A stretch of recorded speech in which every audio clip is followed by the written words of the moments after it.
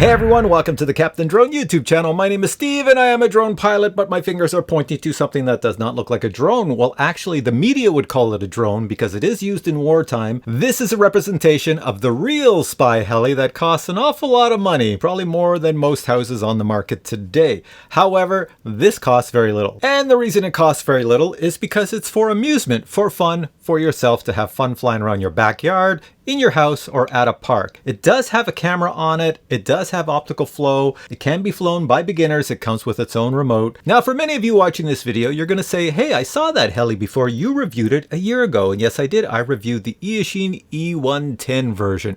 This is not that version. This is the new and improved version. This is the version with artificial intelligence. And you're saying, artificial intelligence? Is it going to like take over the world? Well, no.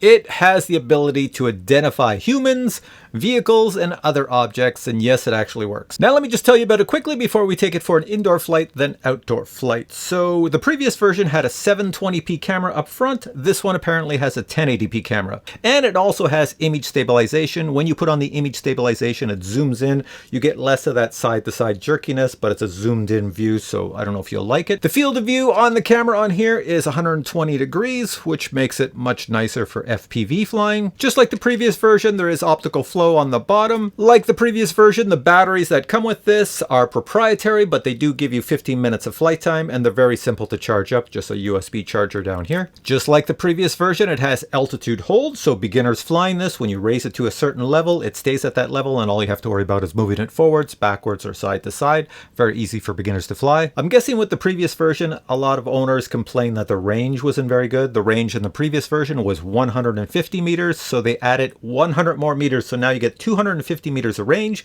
and that is why you have this massive antenna, I don't know if you can see it here, hanging off the back, this big thing that comes down. So that will send your video signal, everything. Also, you get a brand new remote. They do say there's brushless motors in this one, but I can already tell the tail motor is a brushed motor, so this motor must be brushless. I can also tell that this version is much more powerful than the last version because I've flown this and it just takes off on you if you're not careful. They also say you can fly this in 15 to 20 knot winds. I don't know, it's not windy today, so I really can't show you that. The weird thing is they say you can fly this in light rain, so there must be something the way the electronics are. They're covered up nicely so the rain doesn't bother it. I don't know why any company would say that, because you're going to try it, right? And then when it doesn't work anymore, you're going to say, hey, the rain killed it. And they're going to say, well, you shouldn't have flown it in the rain, but you said we could fly it in light rain.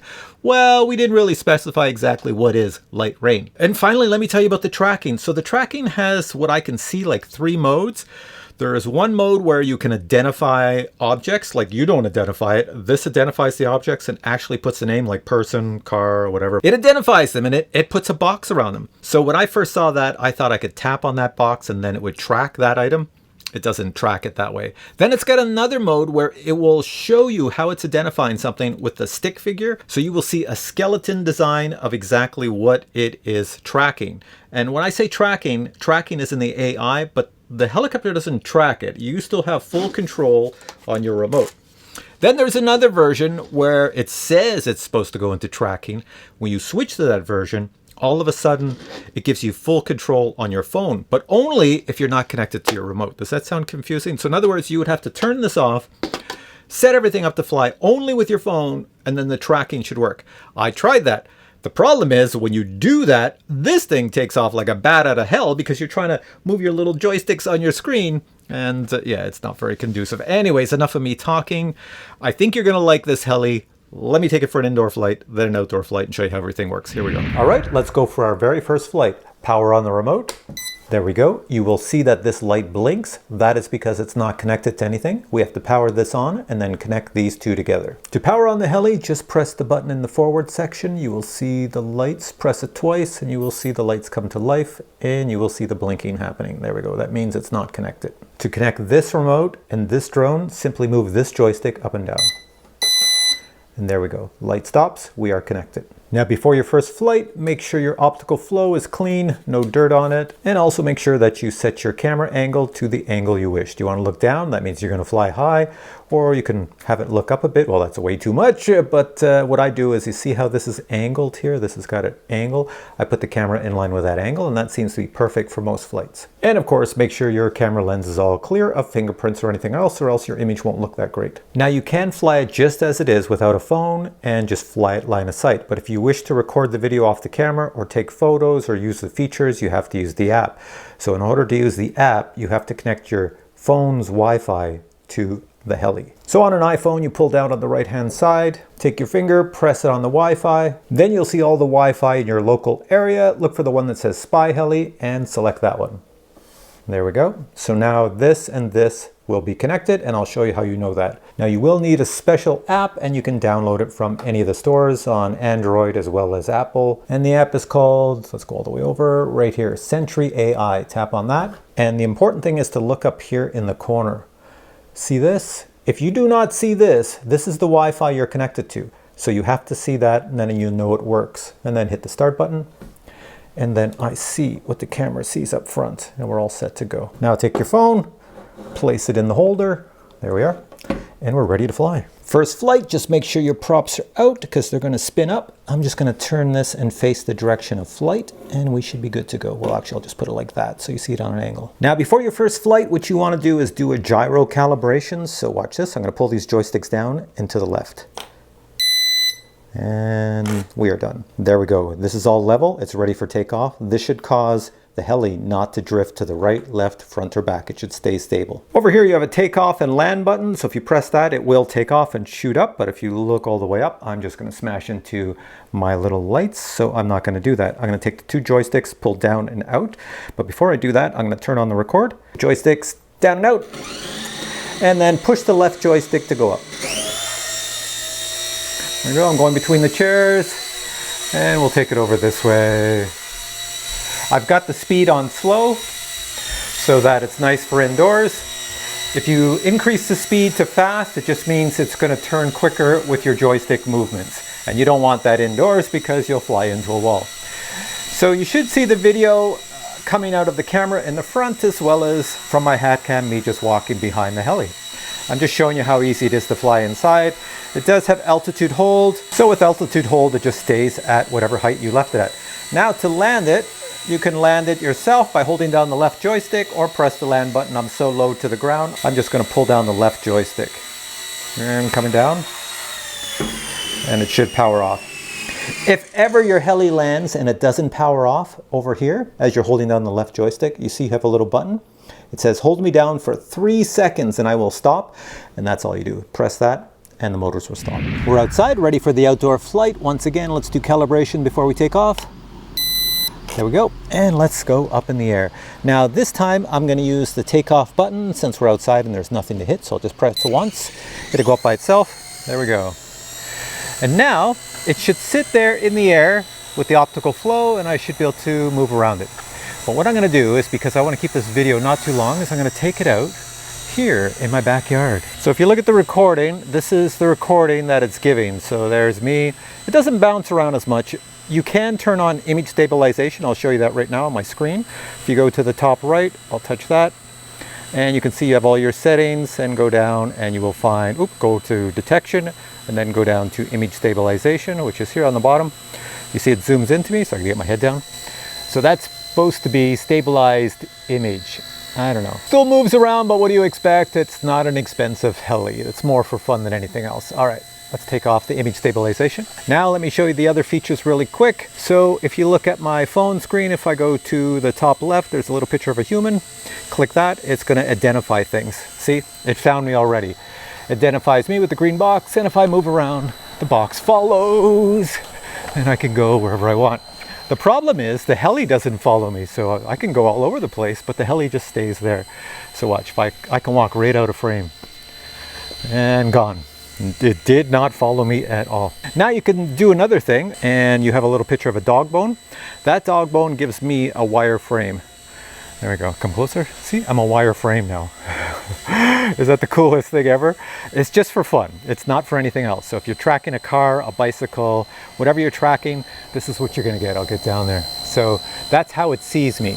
They tell you the follow me mode is this. You ready? I'm gonna show you. So if I go over to my screen and click the bottom one, now you see those joysticks? That's so I can fly it without my remote. But you have to power on the heli and your phone and not the remote to get it to work into that mode. And apparently then you can draw a box around yourself. There's a box, and then it will track you. I tried it once and the heli just took off because it's very hard to control with the joysticks. So right now, if I click on the top right, I can go to detection, and you see right now it says it will detect humans and vehicles and guide board. You can click on other. Watch what happens when I do other. It detects almost everything. At least it was detecting boxes and all sorts of stuff in my backyard. Let me see, I'll fly it forward. It will detect all sorts of things around my house. There we go. It's going to detect the box that we put the lawn furniture in, and there's the barbecue.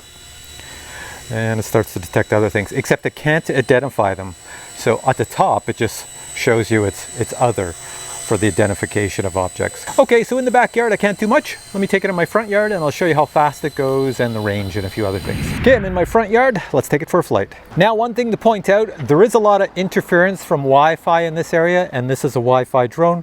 So I'm not sure how the reception's gonna do, but we're about to find out. I'm gonna put it on identify objects, and let's take it up. I'm gonna take it up manually, joysticks down and out. Oh, before I do that, let me hit the stop button here. I'm just showing you. I'm hitting the stop, hold it down for 3 seconds. And I forgot to do the gyro calibration. Always do that. There we go. Trust me on that. If you don't do the gyro calibration, it might drift. Certainly you can adjust the little trim controls, but it's better to do the gyro calibration. It doesn't identify any objects right now. It says 0 people, 0 cars. But let me just turn it into the sun over at the road. Now you see all the cars across the street? It's identifying them. There we go. So it does work really well, and they're pretty far away. Let's go look at the car of my neighbor's house here. There's a car over there, so it sees that. Take it away up. Sees all those cars. So it's identifying all sorts of things down the road, and look at the top of the screen. It tells you how many cars it's identifying, how many humans. Very easy to fly. I can fly it up and down the road. I am flying at line of sight because my iPhone is making the screen go black because it's so hot out today, and iPhones hate that. So let's see if I can get the range to go right to the end of the road. It is Wi-Fi. There's a lot of interference here, so video reception is getting choppy, but it's still going. It's still recording. All right, let's bring it back to me. It goes so fast.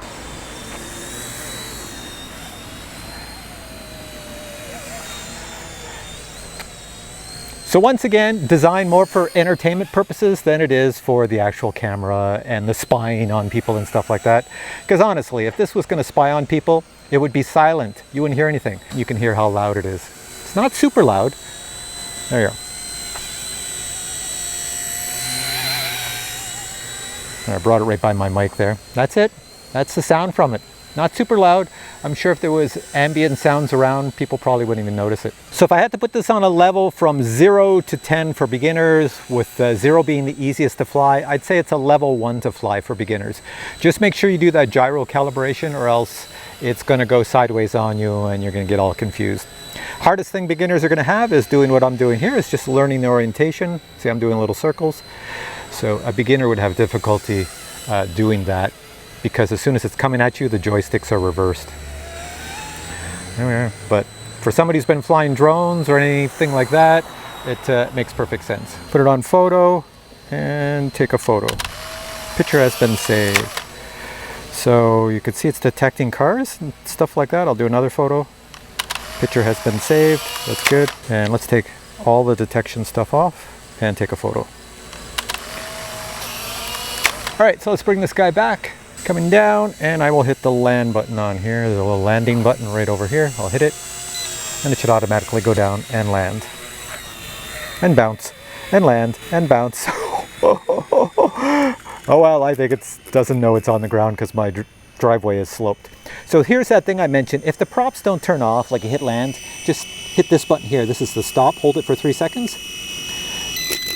There we go. She stops. And of course I scratch up the props, but I will say one thing. I have flown this and crashed this many times already when I was learning how to use it, and it survived. It keeps on working. So for the ability to retain its composure and not break into a million pieces, it gets a thumbs up from me on that.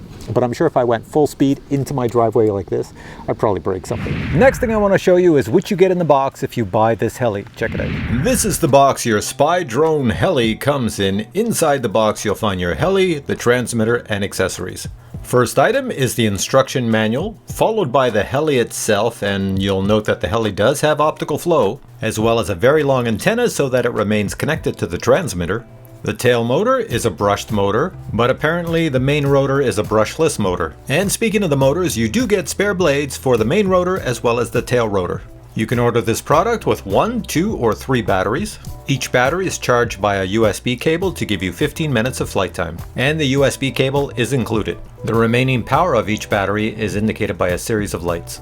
Total weight of your SPY Drone Heli is only 79 grams with battery. Included with the heli is a transmitter. On the top left, this is where you select your speeds. You have 3 of them. On the top right is your stop the motors button. On the lower section would be your takeoff and landing button, as well as your start a video and take a photo button. The transmitter is powered by 4 AA batteries, not included. A cell phone holder is provided. Simply slide it onto your transmitter and you're all set. All right, back to me. What are my final thoughts on this new version of the heli with AI? I would say if you have the previous version, which has the 720p camera, which doesn't have AI, then you really don't need to upgrade to this version yet. If the AI gets better, right now they're on version 1 in the software. If it gets better and it can track you, then I would say it'd be good. But the tracking, as I mentioned, you have to fly it without this and fly it with just your phone, and then select yourself, and then it can track you, except you have to be in a big field because this might go haywire and go zooming someplace else because it's very hard to control it with the little joysticks on your phone. I do find it flies pretty much the same as the previous version, although it's a little quicker. I find it's a little bit more spunky in moves. Altitude hold and everything else is pretty much the same as previous versions. Flight time, 15 minutes, still the same. So overall, it's a really fun heli, but just for entertainment purposes. Don't think you're going to be the next Steven Spielberg using this heli. Nope. And don't think you're going to be able to spy on your neighbors. Well, you probably could if they're deaf and they don't hear it coming. But I would say overall, it's for entertainment purposes, and I think it would make a really good gift for somebody, especially at Christmas time. Because if you get this at Christmas, no matter what age you are, open it up, you can fly it the same day in the house, as well as go outside and fly it, even if there's snow on the ground, no problem. All right, so I'm going to put links to this product below. You can go check it out. It's not super expensive because, as I say, it is designed for entertainment purposes. And I have like mosquitoes and flies all out here, so I got to go inside. All right, guys, thanks for watching this video. If you have questions on this product, just post them below. If you enjoyed this video, please give it a thumbs up. If you check below to buy this, there's probably one of my discount codes, so you actually save some dollars buying it at the link below. So go check that out. All right, catch you in the next video. Bye.